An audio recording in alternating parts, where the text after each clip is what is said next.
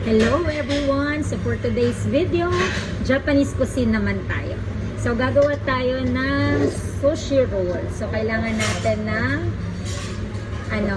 natin dito ng boiled rice. So dito gumamit lang tayo ng jasmine rice.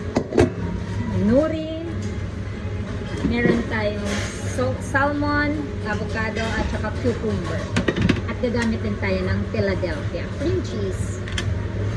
So, una is, gagamit muna tayo ng kalahati. Ito.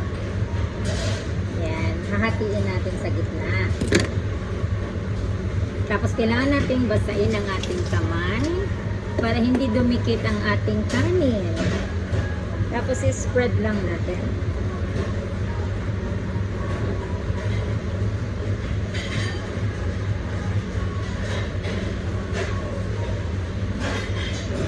Tapos, yan.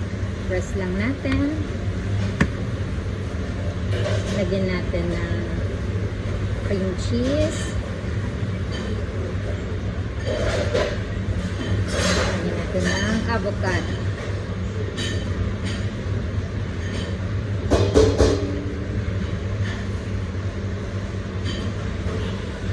So, nakalimutan ko, meron pala tayong imitation na crab stick.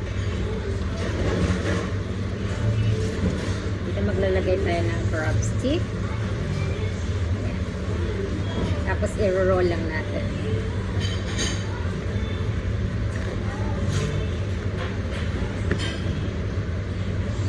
So, saka tayo maglagay sa ibabaw ng salmon. Ayan. Noon, nakala ko mahirap gumawa nito. Pero pag tumatagal, nung palagi ko na siyang ginagawa, madali lang naman pala. So, kung depende sa'yo kung paano mo siya, kung anong ilalagay mong palaman. Pero dito kasi usually ang kumakain dito are Ukrainian at saka Russian. So, naglalagay lang ako ng salted fish at saka crab. Hindi yung, pero sa iba kasi yung video na nakita ko is naglalagay sila ng meat. So, ganito na. Ganda siya. So, hihiwain na natin ito para makita niyo yung loob. Yan. Ang ganda siya. Yan. Kanina din, meron tayong ginawang paganito naman. So, hiwain natin para makita niyo yung ano sa loob. Ganito naman. May salmon, crab stick, at saka avocado sa loob. Yan. Diba?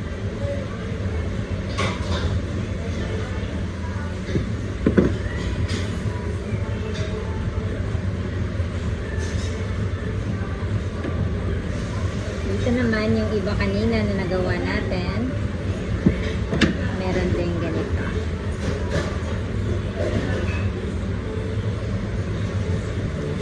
Ayan. So, I hope po nagustuhan niyo yung video ko. So, thank you for watching. Bye!